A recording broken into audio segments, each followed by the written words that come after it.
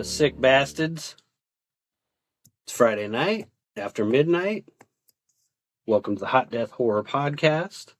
The inaugural episode numero uno.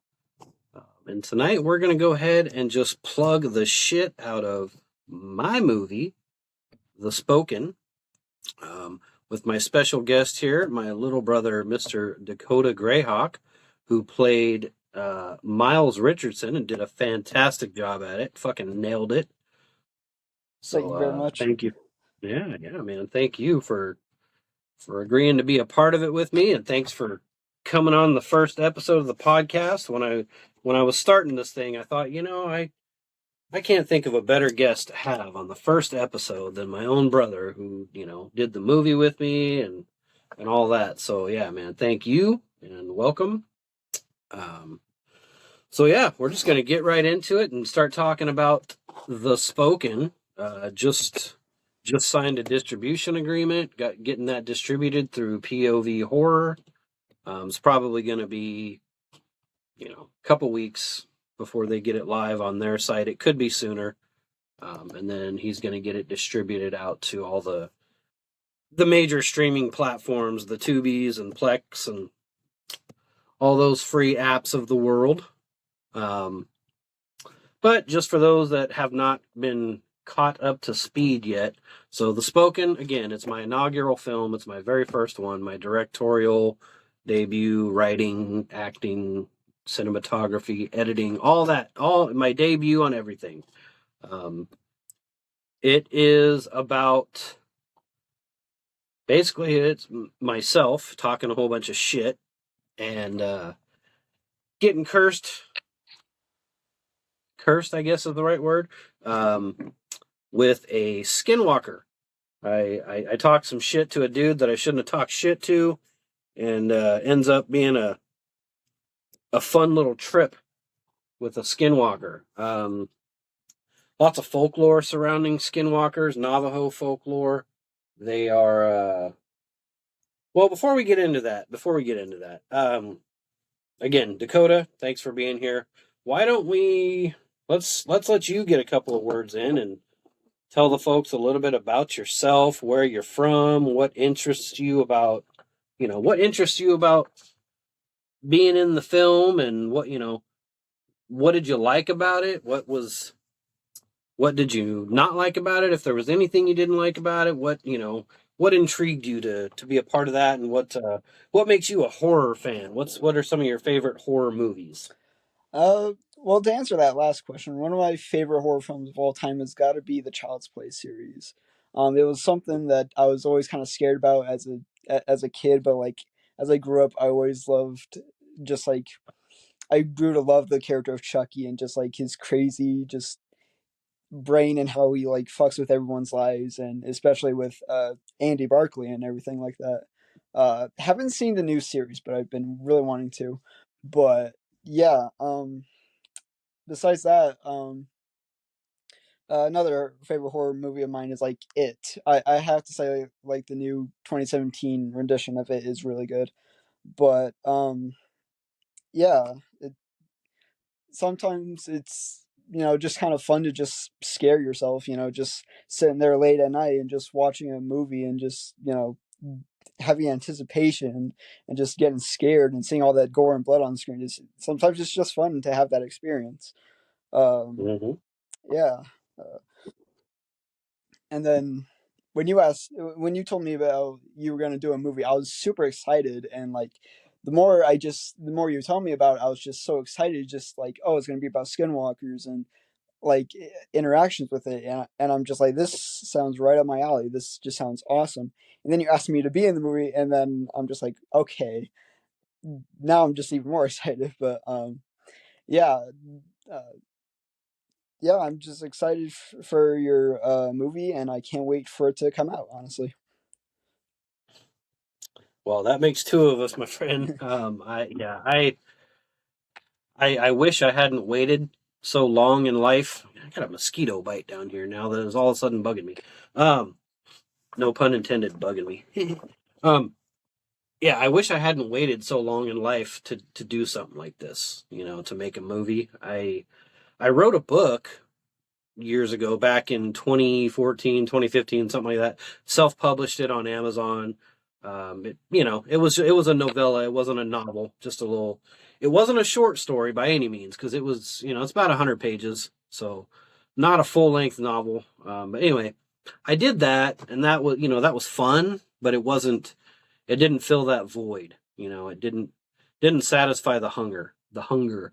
I'm a movie guy. I've always been a movie guy. That's kind of my shit. That's what I do. I'm pretty lazy at times. Like I've literally spent vacations just watching movies.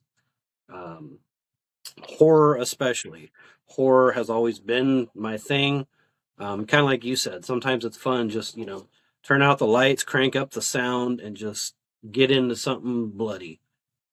Sometimes there's just nothing better than that. Um, I also like to watch horror on my VR headset with the Dolby Atmos headphones on. I mean, you want to go for a different experience, man. That's the way to go. That's something I've got to try. I haven't even tried that yet. Oh man, yeah, it is. It's next level. It really is. It's totally next level. I haven't watched our movie that way yet, because I haven't, like, my editing and my final cut and all that it's done.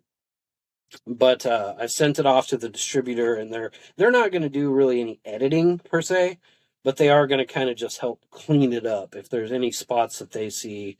They're going to polish it. Like I've gotten it pretty clean and nice. They're going to polish it up. They're going to make it. They're going to add that extra little chef's kiss, I guess, at the end. And I mean, for being a micro budget, no budget film, there's only so much you can do. Plus, it's supposed to look kind of grainy and shitty because it's a found footage. Yeah. It's not supposed to look like a Hollywood produced big budget, piece of cinematic excellence. It's supposed to look homemade and grainy and shitty, and there's parts of it that I wanted to look pretty good, and then there are parts of it that I really did want it to look kind of extra shitty, and I think I achieved that, um, especially towards the end. Like I really wanted the ending bits, without giving any spoilers. I really wanted that to look as authentic and homemade as possible, so that it actually took more work to make it look shitty than it did to make the less shitty stuff look nice, if that makes any sense. Yeah. Like it was more, it felt like there was more heavy editing involved to make it look shitty. But it was fun. Um, it was a whole lot of fun. I wish I'd had a whole bunch more money to spend on it. I can't say I wish I had more time, because I kind of had all the time in the world, but it just, I wanted to I wanted to take my time with it and make a quality story, but I also didn't want to take years and years to do this thing, because then, you get to a point where it's like, you kind of just have to say, fuck it. Like, I'm happy with it. This is the end of it. This is what I'm going to edit. This is going to be the final cut, and I'm done. Because I kept doing that, going through editing and all that. It was like, I don't like this part. I'm going to redo that. So then I'd redo it. And then it's like, no, I like the other one better. And you kind of just get to a point where you have to just say, you know what, fuck it. That's it. I'm sticking with it. That's the final product. Yeah. Your scene in particular, you and I, we had, what it take us 5-6 times to get that damn video call right. Yeah. My equipment was being such a piece of crap. I don't know what was going on. It took us a couple of different tries. Like, we didn't do it all in one day. Yeah, we recorded the video, but not the audio, and it was becoming a nightmare, because I'm like, why is everything working but this? Yeah. It wasn't getting frustrating, I would say, because I wasn't getting upset and frustrated with it. But I was kind of like, what the fuck? Why is this doing this? Yeah, so, but the scene you and I did, I mean, like I said, man, you nailed it. It was great. It was a fun scene to write. It was a fun scene to act out with you. hopefully it'll bring a little tension to the movie, because that's what it was intended to do, was, not to be a super intense scene, but I mean it was meant to build a little bit of tension to the story. But what was your experience with it? What did you like about acting out that scene and the character of Miles Richardson? I think I sent you the final copy as a screener. I'm not sure if you made it all the way through to the end or not, but I added a little extra to your character at the end there. Mm. Uh, I don't.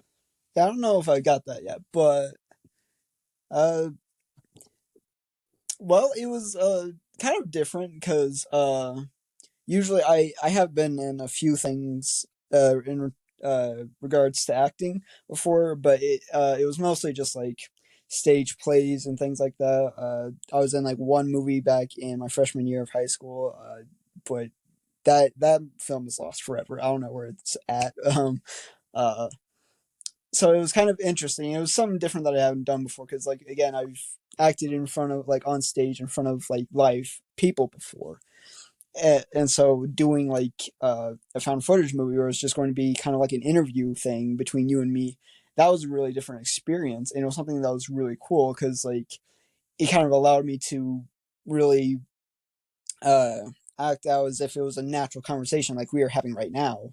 It was just something really Mhm. interesting because everything else was like scripted, and yes, of course, I was uh, acting out of script, but I could have, but it could still feel natural to the audience and to us.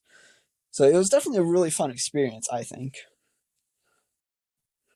Well, good, man. I'm glad you had fun with it for sure. Because yeah, it was a lot of fun having you on board for it. And I got mixed reviews on it. Because I sent out the screener to probably 8 to 10 people. Not a whole bunch. You don't want to send it out to too many. You don't want to send it out to too few. You can, Yeah, between 7 to 10 is kind of the sweet spot from what I've heard. Um, so I sent it out, and I mean, these are just like random people, from found footage horror groups on Facebook, friends of friends type of deal. Hey, I want to check out my movie. Here's a screener. Let me know what you think. And then delete it so people can't share it and leak it and whatnot. And I mean, all the reviews were positive. Actually, not one person said, "Yeah, your movie blows." Not one person said that, and I would hope somebody would tell me honestly if it was, not just trying to be nice or whatever. Like I want all the reviews. Of course, I want the good reviews, but I want all of them. I want people to tell me, yes, you know, this wasn't for me. Like nobody told me that, so that was good. Most of it, if I had to pick any negatives, most of the negative feedback I got was the audio. I mean, it took me forever to get that damn audio right, because in some scenes, like I'm sure you've been watching a TV show or a movie before where it's like, a really important dialogue piece and they're like, and then all of a sudden shit blows up and it's like, it's, yeah, deafening. That's what was going on in the movie. It was the audio was just mismatched so bad, so I had to go back and tweak that so many times. Like I wanted to chuck my iPad out the window on several occasions because that damn audio. Um, and then one other person did say that it was. They didn't say it was slow, but they were. I told them, I said, this is a. It's not it's not super packed with intense, jump scares and things like that. Like it's definitely not a slow burn, and it's definitely not, just a subtle horror. It's kind of a mix between both. It is dialogue heavy. I warned a couple people about that. Like I was pretty heavy on the dialogue because I wanted the story to be told the way I wanted to tell it. I didn't want to skimp on the story of the Skinwalker. So it was pretty dialogue heavy, with the podcast scenes and things like that. It was pretty dialogue heavy, but it definitely wasn't a slow burn because there were other scenes where there was stuff going on. Um, but I did get that feedback from one guy that he's like, yeah, it was, There were some parts where I think probably could have been a little shorter, and I agree. After watching, because I've watched it 20 times myself now, just doing all the final edits and things, and I agree. Like the opening podcast scene with just me, I probably could have cut 2 or 3 minutes out of that. I probably could have shaved off 2 or 3 minutes out of every podcast scene, but again, I didn't want to. There was crucial pieces to the story in every bit of those podcasts. So, and then one person did say that our scene, they said, dude that played Miles, like he did a really good job, but somebody a little older probably could have sold it a little better. Which I was like, yeah, I mean that's fair. He's a young guy, Yeah, I definitely agree. but yeah, but I mean it's not unrealistic for somebody your age to be teaching, at a college Oh no, level. definitely not. So it's yeah. Yeah, it's not like I threw a gray wig on you and, said play an 80-year-old man. Like Yeah. so but again, that's all it was he's like, the guy, he's like, he did great. And then he asked me too, he goes, is he related to you? I said, yeah, I mean, he's my brother. Like, I thought I clarified that. He's like, no, you didn't. I'm like, oh yeah, that's my brother. He goes, okay, I could totally tell you guys are related. He goes, no, man, he did great. It just, somebody a little older probably could have sold it better. He goes, but it wasn't a bad thing. So I take that as a compliment for you. Cause again, it's hard to sell a role like that, to play a college level, like professor type person, Yeah. it, it, it took some creativity on your part, and you were committed to it, man. You did a really good job, and I was really happy with your performance. I thought you did fantastic, and I couldn't have thought of a better person to play the character of Miles, than you, considering all the stuff you and I have in common, and with horror, and just not just horror, but just things in general, science and all that. So yeah, you definitely nailed that part, and for future films to come, I hope you'll consider being in future films as Yeah. well. Well, this will probably be a little bit of a hot take, a little bit of an unpopular opinion, but I'm glad that you and that other person really liked my performance, because after watching the movie, I'm gonna be honest with you, I kind of felt like I was a little bit out of place, honestly, because like everyone like did such a great performance, you and everyone, and I'm just like, yeah, it is a little bit weird to see this kind of younger guy not as good as acting as the other people. Like, I didn't think I did a terrible job, but I just felt like I'm just like, it's a little bit out of place. But it was, I still really enjoyed doing the scene, and yeah. Yeah, no, you definitely didn't feel or look out of place to me. Again, yeah, you're a young guy, and it's what's the right word? It's not far fetched. It's not unrealistic to think that you could actually be teaching at a college level. Is it likely?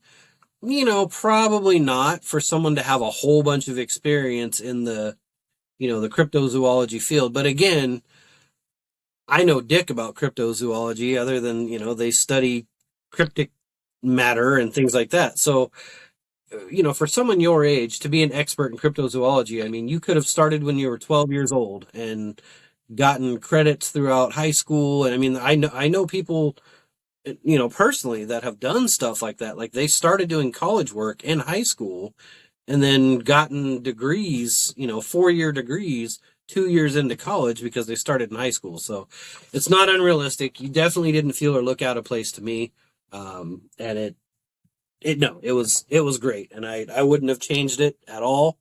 So definitely don't second guess yourself on it. Cause again, you did great. And at the end of the day, it's your first movie. It's my first movie. Like, we're not gonna win any Oscars off of Nah. it. Yeah. It's yeah, it's not gonna be anything like that. And also, there's we did something not a lot of people can actually say they did. We made a Yeah. movie. You know, you starred in a movie. Whether that movie goes on to be the next big, oh my God, this is the scariest film of the year, or, it gets 2 thumbs down from freaking everybody. Doesn't matter. We did it. You starred in it. I made it. Like that's all. That's all that matters. And this one, honestly, this one was, I mean, yes, it's for the fans. I want people to like it, of course. I don't want people to hate the movie.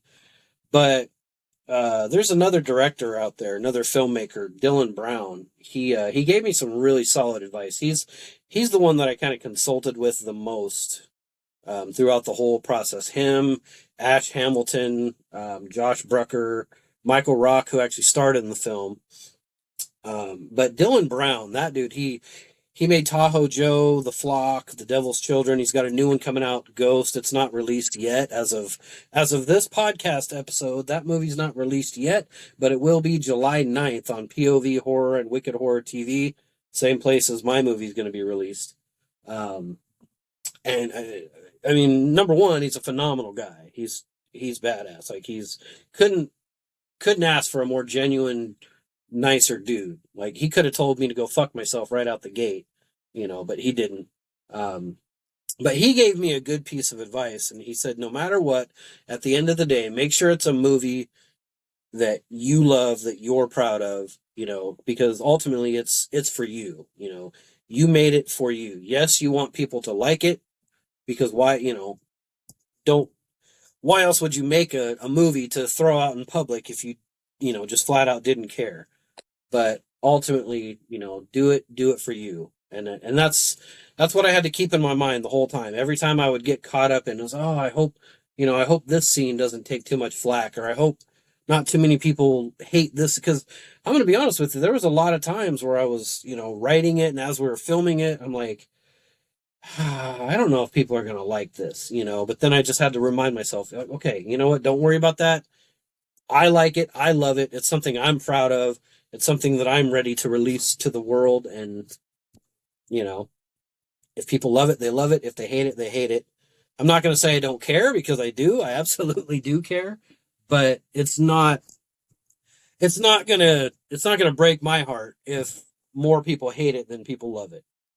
Because at the end of the day, it was for me. It was for you. It was for, it was for us to just say we did it. Now, the next however many movies I make, like I'm gonna put a little bit more into them. I'm hoping to get a little bit of a bigger budget for future films. Like I've already got the next one brewing up here. I've started writing it. I've kind of got a concept going. I'm not fully committed to what it's actually going to be about yet, but it's, I've got the general idea brewing. And I think it's something people will really like. So all my movies I am going to make for me, but the next however many, I am going to focus a little bit more on, what people like, what people don't like. I'm going to read, reviews of other films. I'm going to dig into trends and, see what the graphs have to say as far as this, this seems to be what people like the most, and this seems to be what people hate the most. Like, I am going to follow that a little more closely with future films, because I want to be a known name. I'm not going to just keep making movies for nobody to ever know who I am. Like, I want people to know who I am, for sure. And I want to put something out there for people's enjoyment, because that's what I love. Like you said, I love to sit down and throw on a scary movie in the dark and be entertained, even if I'm not scared, or, even if I'm not on the edge of my seat biting my nails going, oh my goodness, like I like to be entertained by a movie. So that's what I want to do. I want to be able to bring that kind of enjoyment to people, and that's kind of why I'm doing the podcast too. I want to have another outlet. If people think my movies suck, maybe they'll like my podcast, or vice versa. They think the podcast sucks, maybe they'll like my movies. I don't know, but I just figured I'm at that point in my life where it's time to just say fuck it, do what I want to do. I've spent my whole life working, and being miserable for a lot of, a lot of different companies. And I still work a day job now. Like I have a full-time job. This isn't what I do full time. This is just what I do for fun. Um, would I like for it to be a career? Yeah, that'd be cool. But it's going to take a lot of work to get there. But anyway, I've kind of gone off the rails on all that. So yeah, the spoken coming soon to POV horror, and then hopefully soon to follow, it'll be on things like Tubi and other streaming apps. Hopefully, that's not for sure, but hopefully. So now the spoken, yes, it's about skinwalkers, the Navajo lore of skinwalkers. They are traditionally they're people that kind of practice black magic. They decide they no longer want to conform to the tribal beliefs, and they want to selfishly do harm to other people or whatever. And that's kind of how they start out being like they're actual people, from what I understand. Like, yes, they're spirit skinwalkers, which is kind of what the movie is about. It's like an evil entity, like a Native American demon kind of thing. Like I might have embellished it a little bit, but it's my interpretation of what I think a skinwalker would actually be. Um, but there's different variations of skinwalker. Like there's the Navajo skinwalker, which is the shapeshifter, the trickster, which I kind of talk about a little bit in the movie. They're the ones that are like a human that decide to turn bad, whether they be a shaman or whatever. They turn evil, and that's their intent, is just to do evil and do harm and things like that. And they have to kill somebody close to them, whether it be a family member or something. That's part of the lore, is they have to do that in order to complete like the transition to a skinwalker. And once they complete that transition, that's when they're able to shapeshift. And usually it's like a wolf or a coyote or a bear, a deer. Those are like the common ones. I had to do quite a bit of research on skinwalkers because I didn't, like I said, I wanted to put my own adaptation on it, but I didn't want to completely just make shit up. I kind of wanted to go with what the actual lore was. But I mean, what about your interpretation of the Skinwalker? Anything ever intrigued you about him? Well, I must admit, first of all, that I don't know as much about skinwalkers as you do. I definitely don't know that much, but yeah, I always like heard stories um from like other people, and uh just like about like and just like real horror stories about like them meeting like face to face with the skinwalker. And uh what I think is just kind of interesting is just kind of like the mystery of it all. Which is something that I kind of got from the movie, is that like there's like kind of like you can kind of have a basic understanding of their powers. Like, yeah, they can turn into different animals and things like that, but like you don't really know the full extent of their powers. And that's what kind of intrigues me most about them, is that like you really don't know if it's really a skinwalker until you like really come into contact with one. And it's just kind of terrifying when you actually are there, and it's just like, oh shit, that this is real, this is happening. uh, Mm-hmm. a coworker of mine actually told me a story. He was he was really young, but he was little, and he was outside on his trampoline, and it was really dark. And then like something was like clawing underneath the trampoline. And at first he just thought it was like a dog, and then he heard this like really deep growl kind of sound that was nothing like a dog could ever make. And then then he knew it wasn't a dog, and it was some very much different. Uh, and then he said that his dad came out with a gun and started shooting at it. And then the next day, his dad told him that it was a skinwalker that he came into contact with. And I'm just sitting there, I'm just like, that that's probably just really terrifying, that you can't see it, it's dark, and you just hear this deep growl sound, especially when you're at the age he was, because he was like really young. And I don't know. It's terrifying. I think, but Yeah, no, they are, man. Like they're absolutely terrifying, and they I don't think they get enough love. They really don't. Like everybody knows about Bigfoot. Everybody knows about Loch Ness. Everybody knows about Mothman. Like there's the famous cryptids, and yeah, skinwalkers are pretty popular, but they don't get enough love in the horror genre. Like there's hardly any yeah, movies about them. There's that really popular TV show about the Skinwalker Ranch or whatever on TV, and I mean that's a great freaking show.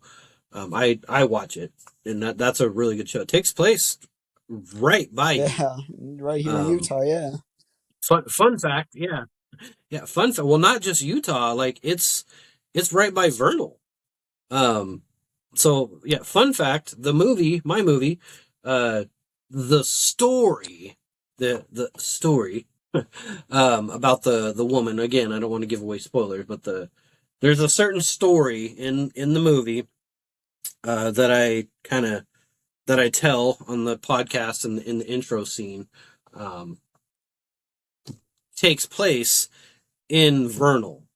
I kind of did that on purpose because that seems to be the hot spot for like Skinwalker lore, because that's literally where Skinwalker Ranch is. And again, Skinwalker Ranch folks, I wasn't putting Skinwalker Ranch in the movie.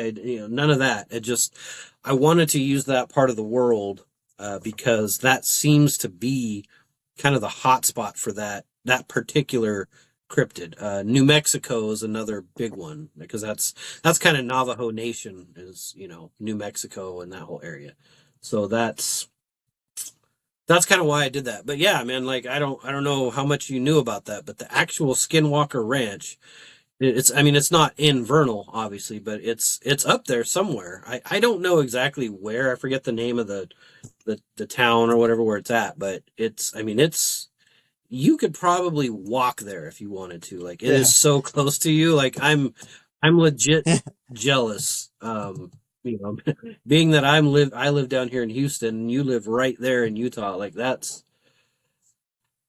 I mean, have you thought about it? Like, have any of your buddies ever done any dares, or like, let's try and get on the property? Like, don't do it, by the way, you'll get shot. But I'm just saying, like, any of your buddies, any kind of high school stories when you were back in high school, that anybody talk about that area? Anybody have any I experience didn't around really hear there? much about it in high school, but when I was a little bit younger, I remember hanging out with my sister and a couple of her friends, and they were always talking about Skinwalker Ranch.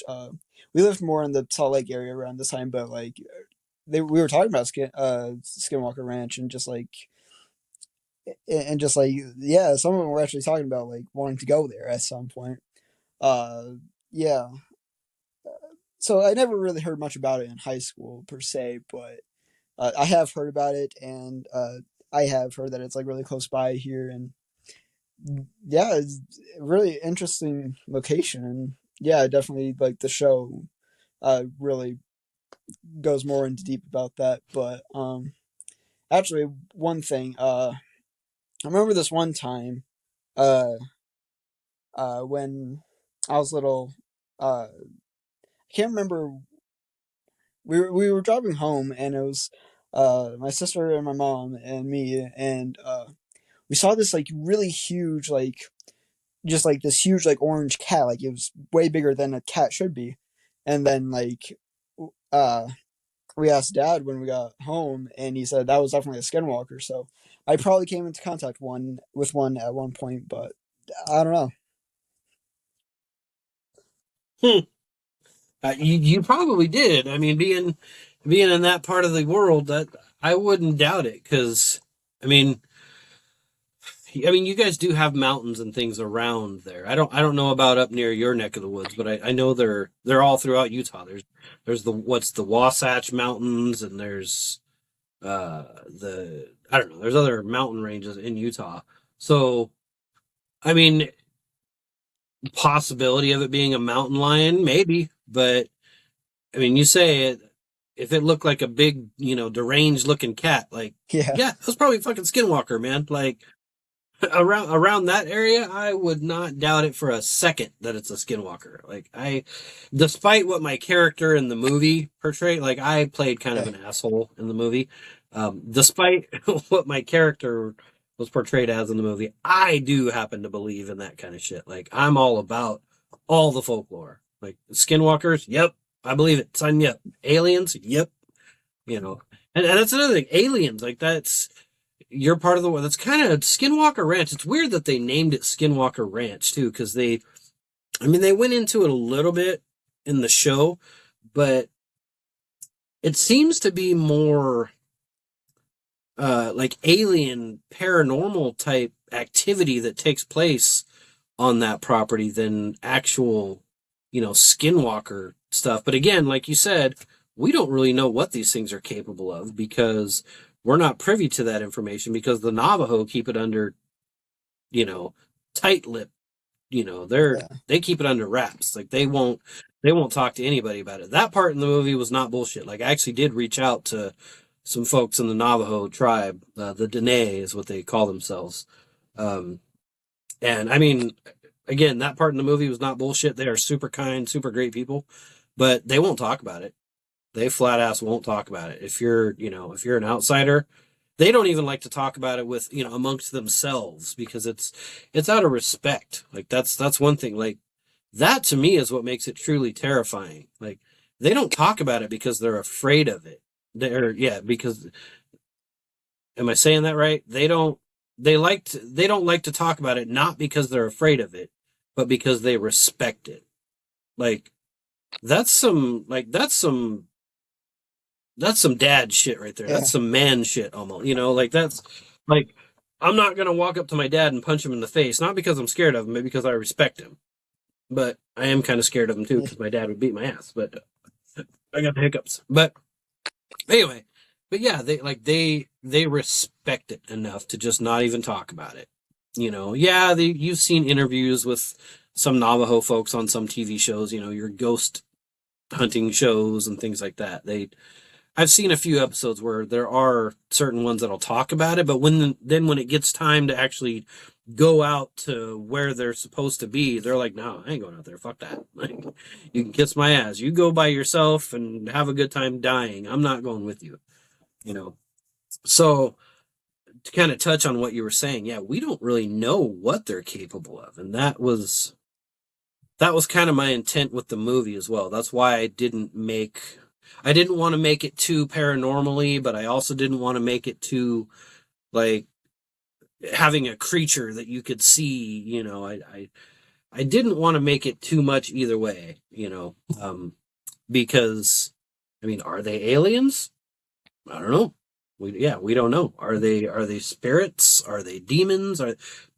We don't know. There's just not enough information about them, and maybe that's why they don't get enough love. Is because maybe there's just not enough information about them out there to really say what they actually are. And that again, if you're not terrified of that, then Yeah. you're tougher than me because that is truly terrifying to know that there is possibly a being out there that you don't know what it's capable of.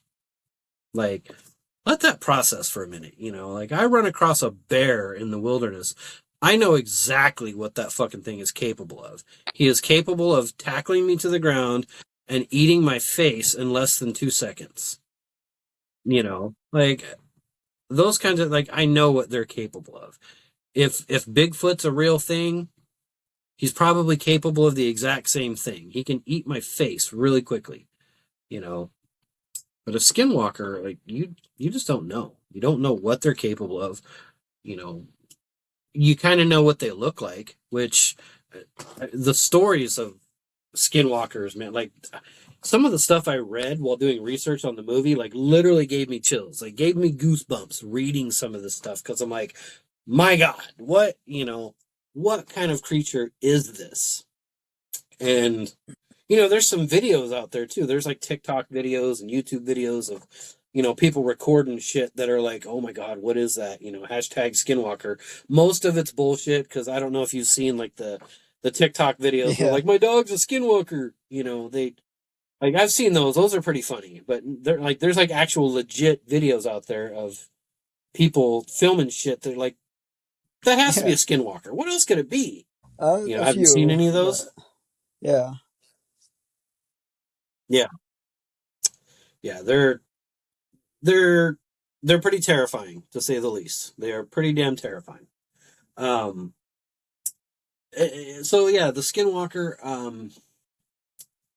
I'd like to think that maybe they are kind of related to aliens in a way. That's why I incorporated what I did in the film. You know, I won't go too much into detail on that again, but that's why I kind of incorporated the other variation that I did because I personally believe that they could be in close relation to like aliens because, you know, why else is like New Mexico and Utah specifically are both extreme hotspots for UFO activity and alien activity, and they're also both extreme yeah, hotspots for skinwalker activity. Like yeah. that There gotta be a cannot be a connection there somewhere, coincidence. especially like I'm sure you've heard, but Right. like remember that thing that happened, I think a couple years ago, maybe. Yeah, it was a couple years ago, but like here in Utah, around the desert area, there were like these like huge like metal like poles that were just stuck in the ground, and they just appeared one day. Uh, like nobody knew where it came from. A lot of people speculated that it was like alien activity happening around. And it was actually close by here again. It wasn't here in Vernal, but like it was close by like more like in the mountain areas. And uh, then someone just decided to be a douchebag and decided to like piss where they were and then wrote on the metal poles some kind of message I forget, and then someone stole the poles. But yeah, it was like these huge poles that just appeared in the desert area surrounding in Utah, and it was yeah, no one knew where it came from. Huh. uh, No, I haven't heard of that at all. Like that. See, I mean, see, yeah, you're from there. Like you got all the good juicy shit. Like we could do all kinds of episodes on just this stuff because that, I mean, to me, that's fascinating as shit. Like stuff that has no explanation, like huge metal poles sticking out of the yeah, ground. Like, why is that there? You know, like what did that? So yeah, there has to be a connection there. That can't be a coincidence that those two particular types of entities are, you know, in that same area and so prevalent. It's not like it's just a once in a while type thing, you know. Like it is all the frickin' time. Like, and it's like it's documented. That's the thing too. Is it? There's Area yeah, 51 for God's sake. There's Roswell. You know, like there's documented evidence of shit going down in Utah and New Mexico and all. Like it's a real thing. Like stuff has happened there. And then for skinwalkers to be incorporated in that and be you know be another huge thing like that, that's not a coincidence, man. Like that's not a coincidence at all. I don't think. Maybe I'm just being a conspiracy theorist. I don't know, but I don't think it's a coincidence. I don't think it's a conspiracy. And you know, you live in that part of the world, so you might be a little more, I guess I'll say, in tune or a little more adapted to it. But like every time I visit Utah, I get like I feel energy coming from that place. Like I can't explain it, but going to like you know Salt Lake maybe not so much because Salt Lake is kind of a big domesticated, you know, it's a suburban, it's a city, it's a metropolis. That's the word I was trying not to say. It's you know it's a big major city. Yes, there's you know there's energy there, but like places like Moab and St. George. I've never been to Vernal, um, but Moab in particular, and around the Park City area, and where's the other one? I can't remember the name of it, but there's a bunch of canyons. You know, I remember going out there as a teenager with you know with our dad, and it was terrifying. I mean, it really was terrifying. Like, your hair literally stands up because you can just feel the energy and the spirits and, just all the death and stuff that took place in those areas. It I don't know, man. It's something else. It's something to be admired, that's for sure. Like, so folks listening to this podcast, like, if you've never been to Utah, find a way to get yourselves there and just, like, if nothing else, go to the tourist traps. Go to Moab and Park City. Those are like the tourist traps. But they're beautiful places. Like, they're absolutely gorgeous. The red clay, rock formations and all. I mean, to me personally, there's not a more beautiful part of the world. A lot of people like snowy mountains and rivers and lakes, and of course I do too. I love that type of stuff. But you've got all that in Utah on top of all the other cool shit, the rock formations and the canyons, and like the canyons especially. Like, and I'm not talking about like Grand Canyon type stuff. I'm just talking about just regular asshole canyons. But I mean, you can go see the petroglyphs that were carved on there by Native Americans from hundreds of years ago. Like, you don't find that anywhere else. You find that in Utah, in New Mexico, parts of Colorado and Arizona. That whole Four Corners area of the world is kind of where all that is the most popular. But yeah, I mean, have you seen any of that, like out where you're at? Do you guys ever go off adventuring and check out the Yeah. petroglyphs and pictographs and There's stuff? actually this like one tourist spot really close by here. Uh, I remember going to it all the time when I was younger. But yeah, it's like a real mountain that has like real paintings and like carvings by real Native Americans, and it's really really cool spot that I always loved visiting. And I hope to go there one of these days again. But yeah, that's a place we would always go to. It was really cool. Yeah, yeah, I'd like to go see it too. Maybe if I ever make my way over there and and visit, it's we can go see that. And I'm sure people are getting confused now because I'm like, oh, you live in Utah and I live in Texas, but you're brothers and you look like you're way far apart in age. We have the same dad, different moms, Yeah, born about 20 years apart, and didn't really have a whole lot of connection with each other growing up, but we do now. I'm thankful for it, and yeah, that's all anybody needs to know. Uh, but yeah, so there's that story. But yeah, man, like I would love to yeah. come visit that area and see that stuff because it's I don't know, it's you feel alive when you're that's the best way that I can describe it. When you're in Utah, like you feel alive. That's it literally is one of my favorite places to go and visit. I've had family in St. George for a while, since I was younger. They moved from where we lived at the time to Utah and St. George in particular. Um, I still got a cousin that lives there, but like my aunt and all that, they've moved out since. But my cousin still lives there. I'd like to go visit her too. But St. I don't George, think have you ever so. been there? No.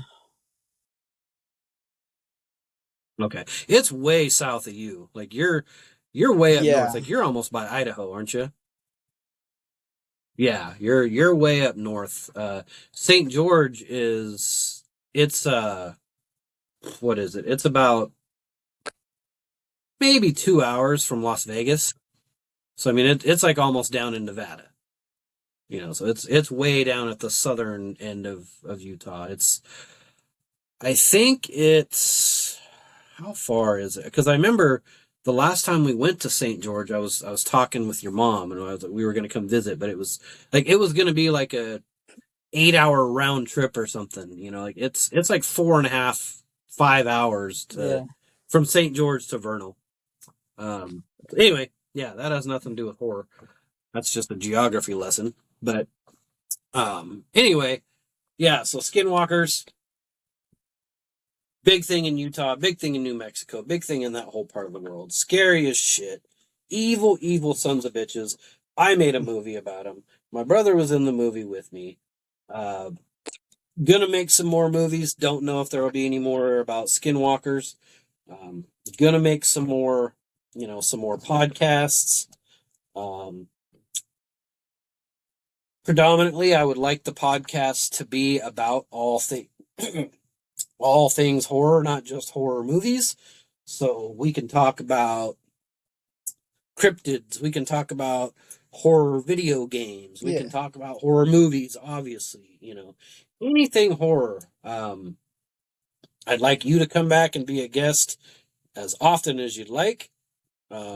So yeah, if you want to jump on this thing anytime, you just Oh, let me definitely. know and Yeah. we will hit it up. Uh, Me personally, uh, horror is something that just kind of intrigues me, like in both fiction and in reality. Because like one thing I've always like been interested in, and something that's always like just intrigued me, is just the mysteries of our world. Like I've I'm probably sounding like my character in the movie, but like it's really something that I just really love researching because like we've been on this planet for like millions of years. So many things have happened, and yet there's still so much that we don't know. Like with aliens and skinwalkers, we don't know too much about that.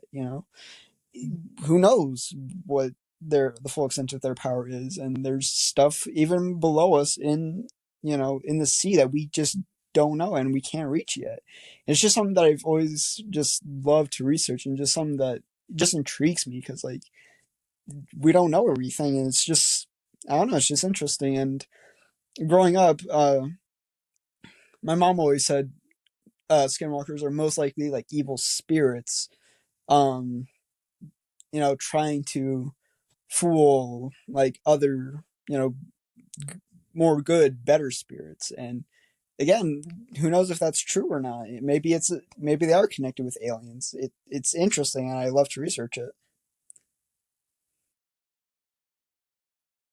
Yeah, for sure. And yeah, that's kind of what I had mostly heard about them growing up too, is that they were more like spirits than anything. And me not growing up in that part of the world, I grew up in Washington State where Bigfoot was, the big thing. That was the legend up in that part of the world is Bigfoot. Um, I could probably make a pretty kick-ass Bigfoot movie if I wanted to. Um, Maybe, I don't know. I don't know if that's something I want to tackle because there's a Yeah, lot of Bigfoot movies out there. There are a ton of them. Going back to Dylan Brown, his Bigfoot movie, Tahoe Joe, is. I mean, that movie's legit, dude. Like, that movie is really good, really creepy. It feels real. The way he filmed it, the way he wrote it, it just him and Mike Rock. I mean, they fucking nailed it in that movie. It is, to me, it's top notch. Like it's way up there with the greats. Um, I personally I love it. Like it got me hooked right away. Like that's how I became a fan of Dylan Brown. That's the first movie I saw of his was Tahoe Joe. And then I was like, oh, he did this other one, The Flock, and he did The Devil's Children, and all, like he did those ones too. So I watched those, and while I did like those ones, they're great movies. They're totally different. They're not a cryptid based film. Those are more uh like action adventure fiction type stuff. Not sci-fi per se, not really. Maybe a little. I don't know. I'd have to ask him what his intention with those were, but they're because I don't want to give too much away for folks that haven't seen them, but they're kind of culty. Again, really good movies, but they're not Tahoe Joe. Tahoe Joe's it's a Bigfoot one. And fun fact, and this is no secret, he's announced it actually recently. He's doing a sequel to Tahoe Joe. He's making a Tahoe Joe Part 2. He's currently in the process of character development, we'll say. I'm not, again, I'm not going to give away too much of his shit.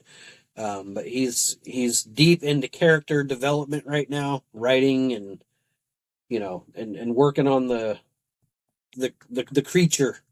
Um, so it's pretty badass. I've had the pleasure of being able to talk to him about that, and man, I'm excited. I really am. I am so super excited for that. So Anyway, I digress again, but will I make a Bigfoot film?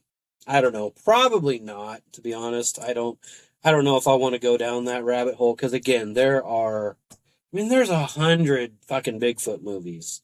I mean, you get on Tubi and I mean, there's just Bigfoot, Bigfoot, Bigfoot, Bigfoot, And yeah, there's some good ones. There's some not so good ones. I'm not here to knock anybody else's creativity. I'm not that person anymore. I used to be. Back when I was just a horror fan, I was like, that movie's dog shit. But now that I know what it takes to make a movie, even to make a shitty movie, like now that I know what all is involved, even if I find myself watching a movie that I may not particularly be into or particularly interested in, I still respect the filmmaker's effort.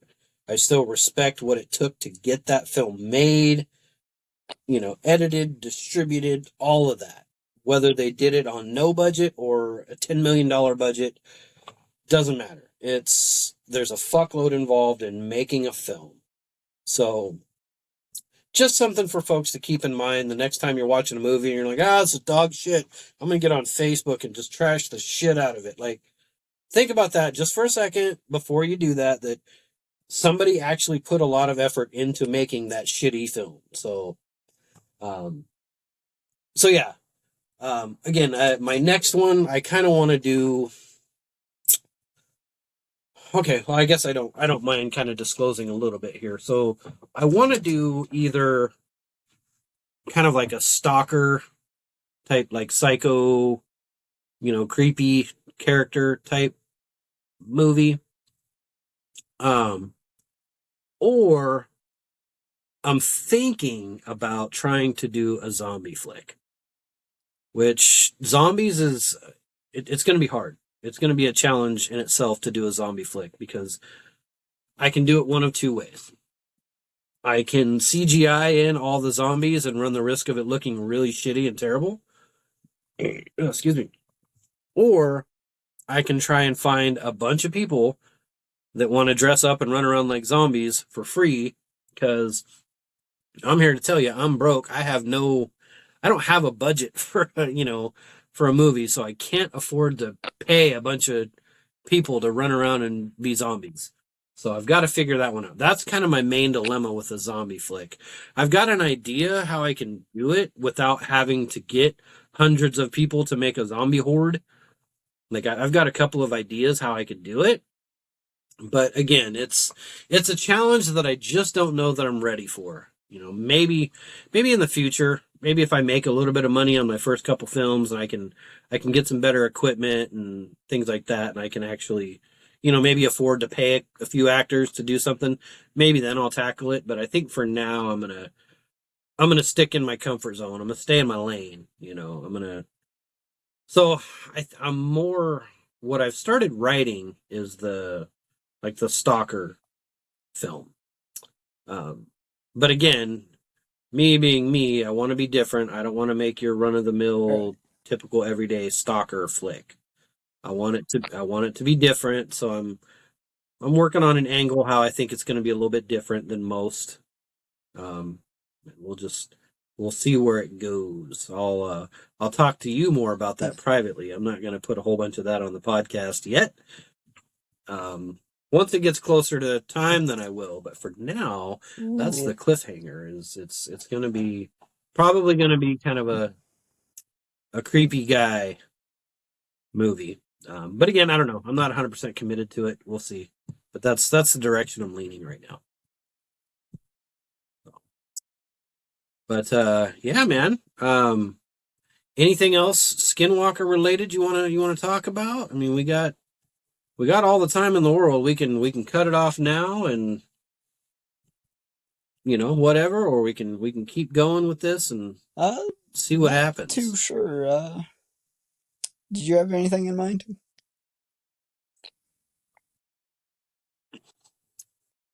No, not particularly. I think we covered most of it as far as the Skinwalker lore is concerned. We talked about mostly where they're from, how they came to be, and and things like that. I don't want to beat it to death because there's a lot of other content out there that kind of just regurgitates the same old information about skinwalkers, and people have heard that, so I don't really want to beat that dead horse too much. I mean, I guess we could go into like Wendigos, but I don't really know much about Wendigos other than they're just kind of another Native American being that it's like a cannibalistic type thing, but I think that's more like animal.